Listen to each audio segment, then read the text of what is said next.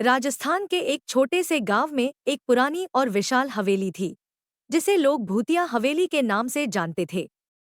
हवेली की खिड़कियां टूटी हुई थीं और दरवाजे जर्जर हो चुके थे। गांव के लोग कहते थे कि इस हवेली में रात के समय अजीब-अजीब आवाजें आती थीं और जो भी वहां जाता था, वह कभी लौटकर नहीं आता था। एक दिन दो जिज्ञासु दोस्त विक्रम और अर्जुन, जो शहर से गांव में छुट्टियां बिताने आए थे, ने इस हवेली के रहस्य को जानने का फैसला किया। विक्रम एक फोटोग्राफर था और अर्जुन एक लेखक। दोनों ने तय किया कि वे रात को हवेली में जाएंगे और वहां होने वाली हर घटना की जांच करेंगे। रात के समय, जब पूरा गांव सो रहा था, वे दोनों अपने उपकरणों के साथ हवेली के पास पहुंचे। हवेली का वातावरण बेहद डरावना था। चारों ओर सन्नाटा पसरा हुआ था और हवेली की पुरानी दीवारों से टकराती हवा की आवाज से डर और बढ़ गया था।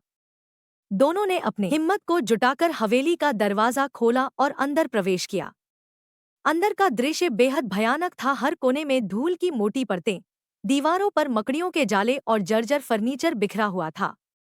विक्रम ने अपने कैमरे को तैयार किया और अर्जुन ने अपने नोट्स लिखना शुरू किया।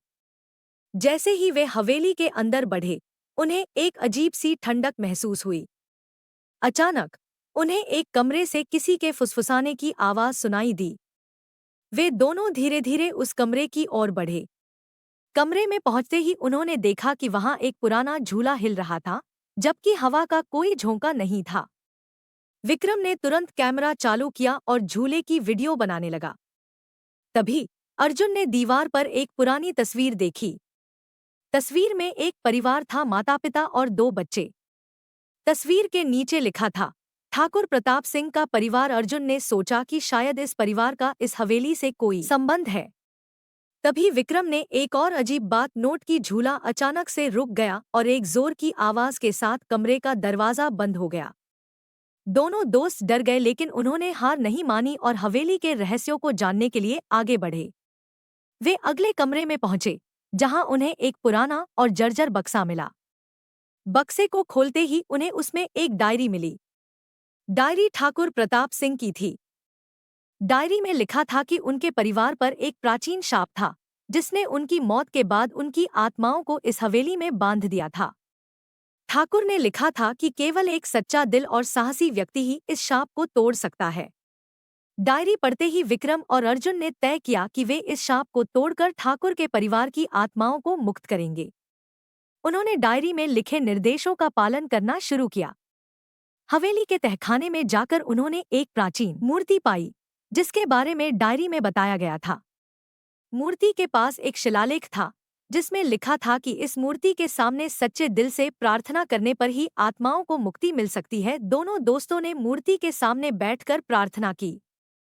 जैसे ही उन्होंने प्रार्थना समाप्त की, हवेली में जोर की गड़गड़ाहट होने लगी और एक तेज रोशनी चारों ओर फैल गई। ठाकुर प्रताप सिंह और उनके परिवार की आत्माएं प्रकट हुईं और दोनों दोस्तों को धन्यवाद दिया।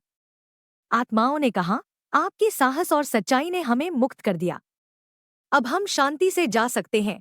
हवेली का भूतिया माहौल धीरे धीरे समाप्त हो गया और एक शांति छा गई।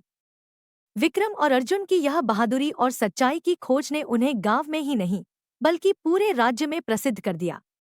उनकी इस कहानी को आहट के एक विशेष एपिसोड के रूप में प्रस्तुत किया गया, जिसे लोग बिना किसी डर के आ जा सकते थे।